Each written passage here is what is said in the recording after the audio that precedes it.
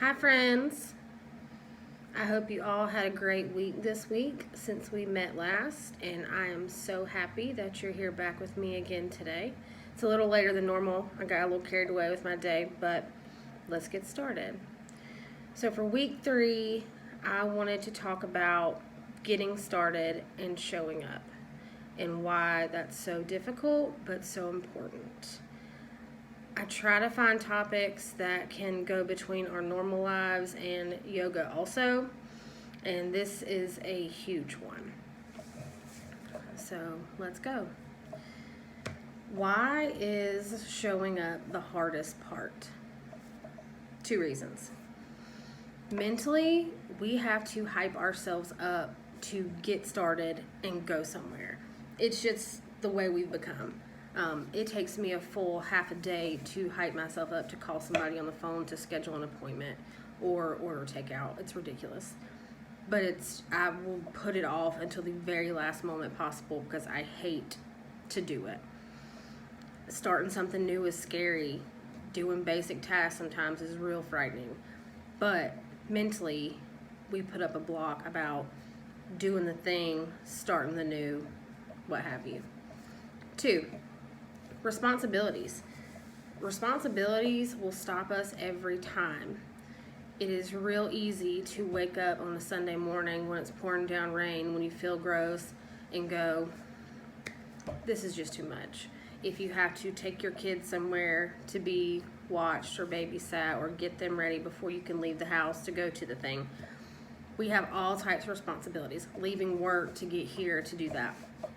It's a dual-purposed issue.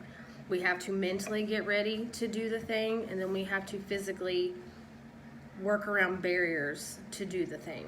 It is something that we all struggle with all the time. So even if we can get past the mental part of being nervous or being afraid or whatever, we still have to get the kids ready, corralled, out the house to drive across town to do the thing.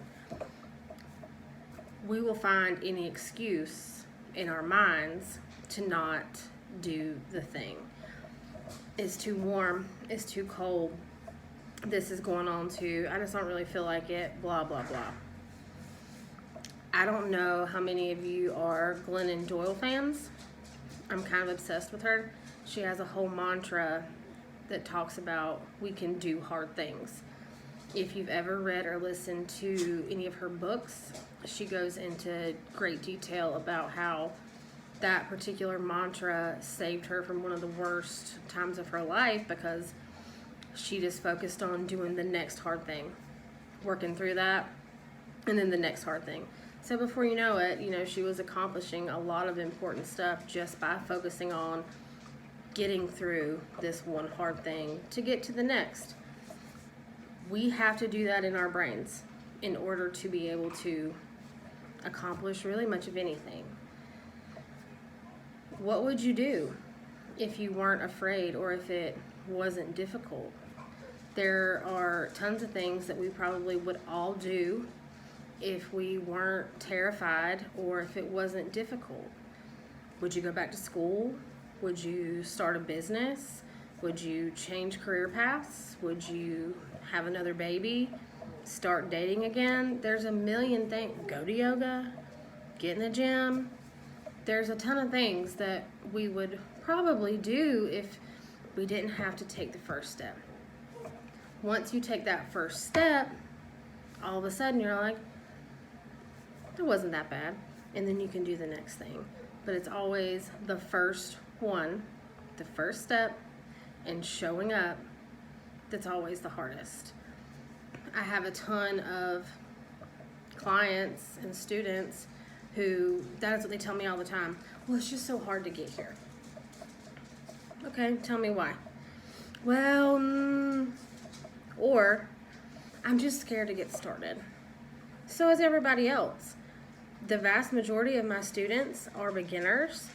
I love beginners. I value all of my advanced students tremendously, but beginners are my jam because they know exactly what they want to accomplish when they step foot in the door, and it has taken them a lot to make that first step. And that excites the shit out of me. I love that. I love to see people take the first step to doing whatever they want to do. We've had a ton of people, my business partner and I, come to us since we've been in business and want to talk about business. And I'm just so scared, Yeah, no shit. It's scary. It's scary, scary, scary. But once they start talking, they start telling you all the reasons why they shouldn't. Well, but what about the reasons you should? What are the reasons that you should? Have you thought about writing it down on paper? Put your ideas there. It's the first step. Once we get past that first step, it's amazing all of the things that you can accomplish. Whether it be going back to school, go check out your campus, go online, look at some of the things that are offered, what the course structure would be to get where you want to go. Just look. If you want to change careers, what excites you? What excites you? We are conditioned to do the easy thing and the easy thing and the easy thing. We get very comfortable. There is a quote that I've seen a million times where it says, growth doesn't happen in comfort zones. And that's the truth. We do the same thing over and over because it's comfortable and it's easy and it's just what we know best.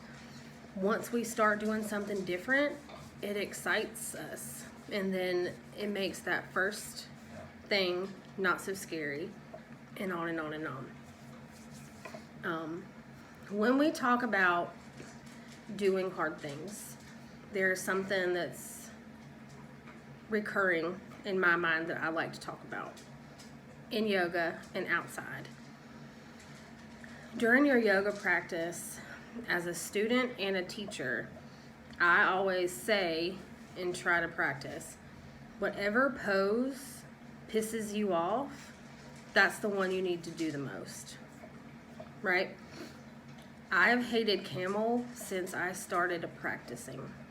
I try to incorporate it in every one of my practices because I hate it so much, and the goal is that maybe one day I'll stop hating it. So far, not so good, but I'm going to keep doing it because I hope I'll stop.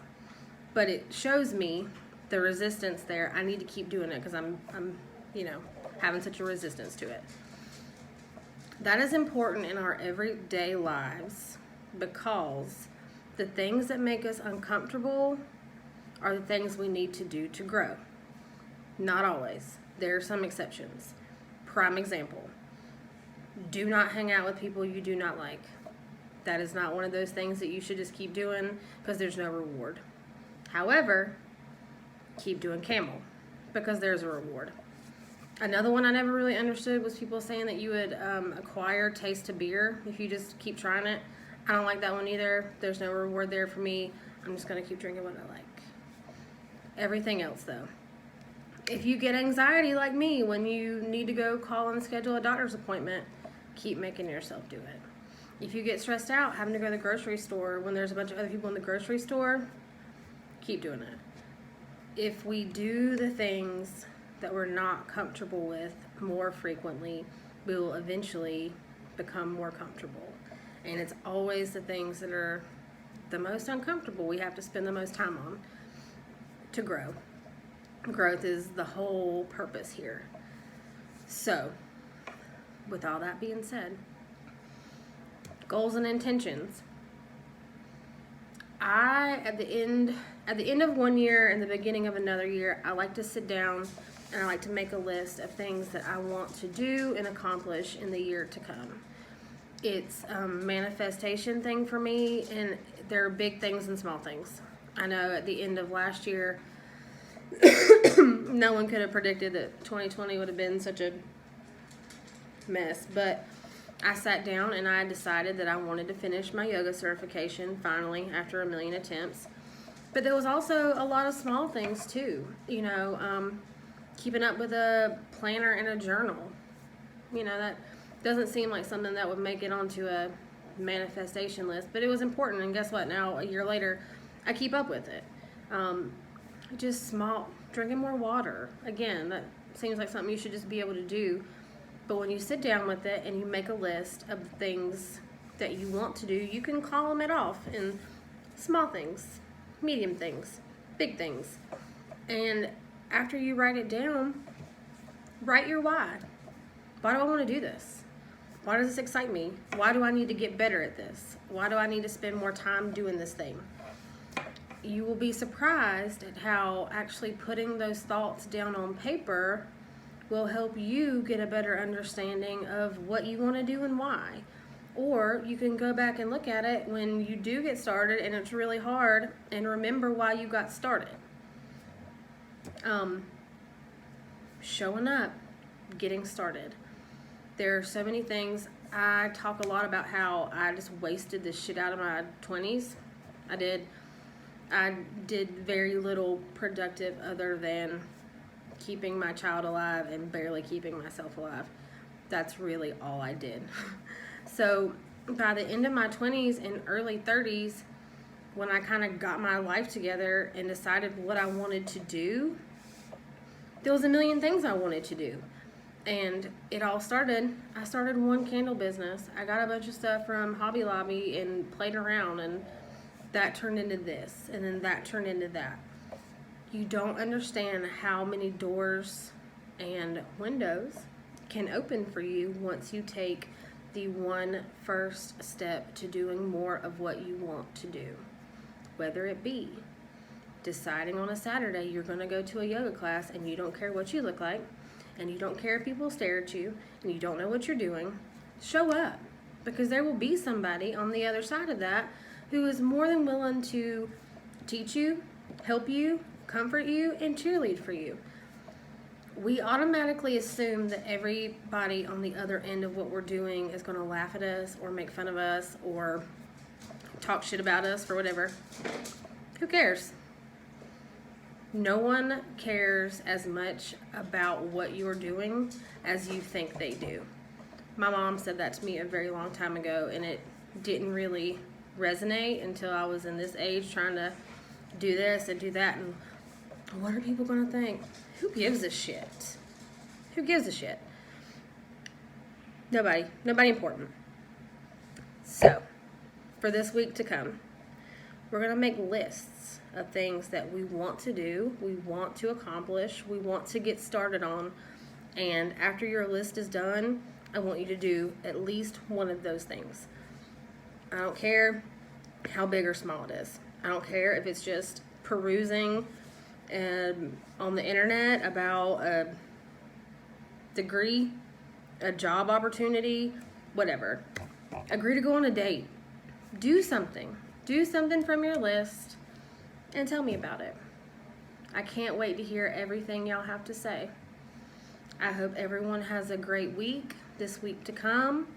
I'm hoping to have the pre-recorded class platform up and rolling by Friday. It's been a lot more than I anticipated, and I'm just not technologically inclined, so fingers crossed that's finished. Other than that, keep showing up, keep doing the hard things, and I will see you next Monday.